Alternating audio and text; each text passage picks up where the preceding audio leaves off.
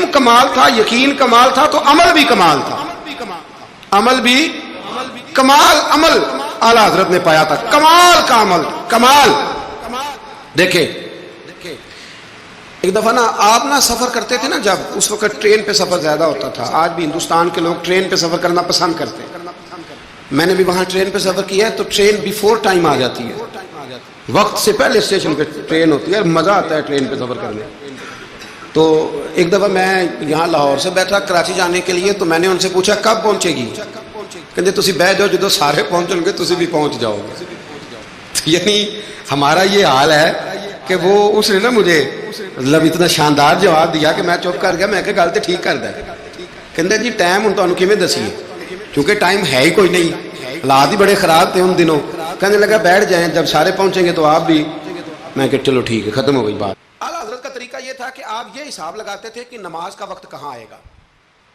کوشش فرماتے تھے کہ ٹرین بدلنی پڑے تو بدل لیں، لیکن ایسے ٹائم پہ جا کے ٹرین رکے کہ جہاں نماز نہ رہ جائے.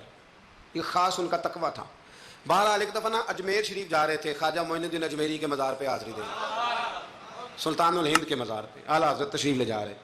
رستے میں نے ایک جگہ مغرب کا وقت ہوا، ٹرین تھوڑی دیر کے لیے رکی تو اعلیٰ حضرت فرمانے لگے نیچے اترو بھائی. ساتھ ہی نا پلیٹ فارم پہ صفیں بچ گئیں، چادریں بچ گئیں، مسلح بچ گئے. اعلیٰ حضرت جماعت کرانی شروع کر دی. رابٹ نام تھا اسٹیشن ماسٹر کا. وقت ہو گیا. وہ جو گاڑی کا ڈرائیور تھا وہ مسلمان تھا اور بڑا عقیدت مند تھا. یہ انگریز تھا، انگریزوں کی حکومت تھی. اس کا دل تھا کہ میں بزرگوں کو نماز پڑھ لینے دوں، پر یہ کہنے لگا چل ٹائم ہو گیا، وسل دے. جو بیٹھ گیا بیٹھ گیا، جو رہ گیا رہ گیا. اس نے وسل دیا گاڑی کو. اعلیٰ حضرت نماز پڑھتے رہے. دوسری رکعت سکون سے نماز پڑھی. اب وہ گاڑی کو آگے لے جاتے ہیں، گاڑی آگے جاتی نہیں، آگے لے جاتے ہیں جاتی نہیں. وہ رابٹ جو تھا وہ کہنے لگا اس کو، ڈرائیور کو چلاتا کیوں نہیں؟ کہنے لگا چال ہی نہیں رہی، انجن میں مسئلہ ہو گیا ہے. کہنے لگا ذرا پیچھے کرنا. اس نے پیچھے کی تو پیچھے ہونے لگ گئی، آگے کی تو جاتی نہیں. اس کو شک پڑا کہ یہ مسلمان ہے، شاید فیور کر رہا ہے. تو نیچے اتر، میں بیٹھتا ہوں. وہ بیٹھا اور وہ آگے کرتا ہے تو گاڑی آگے نہیں جاتی، پیچھے کرتا ہے تو گاڑی پیچھے جاتی ہے. انجینئر کو بلایا، ہر چیز چیک کر لی، پر گاڑی چلتی نہیں. کیسے چلے؟ ہر مشکل دی کنجی یارو ہاتھ مرداں دے آئی. یہ کیسے چلے گی؟ سوال ہی نہیں پیدا ہوتا، چل سکتی نہیں. اب جو اس کو نا تھوڑی سمجھ آئی، پوری سمجھ کے بعد نا دل نرم ہوا. اتر کے نا اعلیٰ حضرت نماز پڑھ رہے تو بیٹھ گیا. غور سے دیکھنے لگا کہ بڑے خشوع سے، وضو سے، عاجزی سے، دل جمی سے اعلیٰ حضرت نماز پڑھ رہے ہیں، شوق سے، ذوق سے، توجہ سے. بڑا متاثر ہوا. نماز مکمل ہوئی نا تو ڈرائیور سے کہنے لگا میں نے بھی ساتھ جانا ہے. وہ بھی گاڑی میں بیٹھ گیا. تو اعلیٰ حضرت سے فرمانے لگا، عرض کرنے لگا حضور یہ کیا تھا سارا کچھ؟ فرمانے لگے کچھ بھی نہیں، میں رب کی نماز پڑھ رہا تھا، رب نے بندوبست کرا دیا.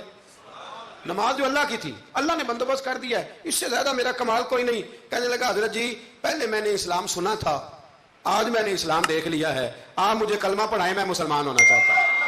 آپ مجھے کلمہ پڑھائیں، میں مسلمان ہونا چاہتا ہوں.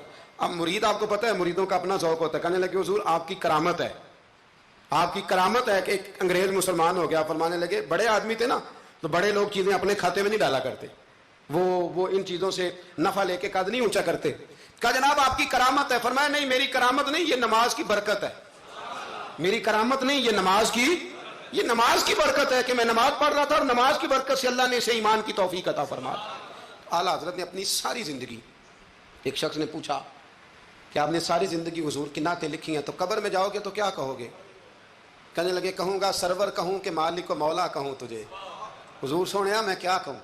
سرور کہوں کہ مالک و مولا کہوں تجھے، باغ خلیل کا گلے زیبا کہوں تجھے، تیرے تو وصف عیب تناہی سے ہیں بری، حیران ہوں میرے شاہ میں کیا کیا کہوں تجھے، حیران ہوں میرے شاہ میں کیا کیا کہوں تجھے. لیکن رضا نے ختم سخن اس پہ کر دیا، خالق کا بندہ خلق کا آقا کہوں تجھے. پھر کہنے لگے نعمتیں بانٹتا جس سمت وہ ذیشان گیا، ساتھ ہی منشی رحمت کا قلم دان گیا. انہیں مانا انہیں جانا نہ رکھا غیر سے کام، للہ الحمد میں دنیا سے مسلمان گیا.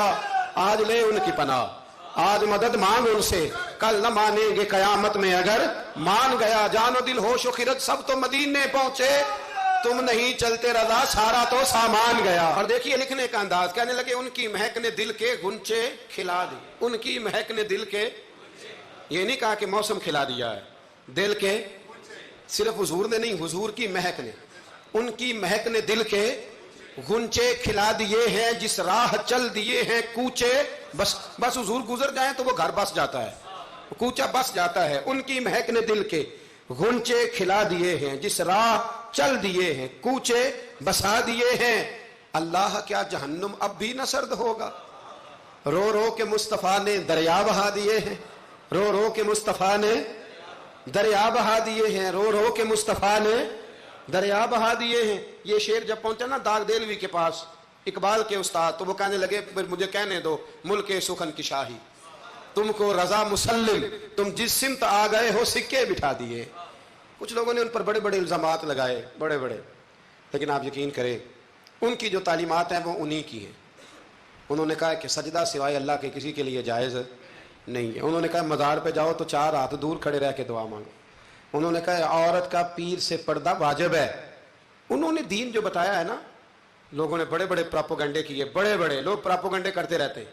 सबसे ज़्यादा आला हज़रत के बारे में प्रोपोगंडा हुआ, लेकिन कमाल की बात यह है, कमाल की एड़ी चोटी का लोगों ने जोर लगाया, बड़ी बड़ी किताबें लिखी, बड़ा बड़ा कुछ कहा, बड़ा बड़ा कुछ किया, लेकिन अल्लाह ने उन्हें कमाल दिया। उन्होंने सलाम लिखा था मुस्तफ़ा जान रहमत पे, उनको अल्लाह ने ये एजाज़ दिया कि हर मस्जिद में हर जुमे में उनका लिखा हुआ सलाम पढ़ा जाता है, उनका लिखा हुआ सलाम पढ़ा जाता है। सब उनसे जलने वालों के गुल हो गए चिराग, अहमद रजा का ताज़ा गुलिस्तान है आज भी, अहमद रजा का ताज़ा गुलिस्तान है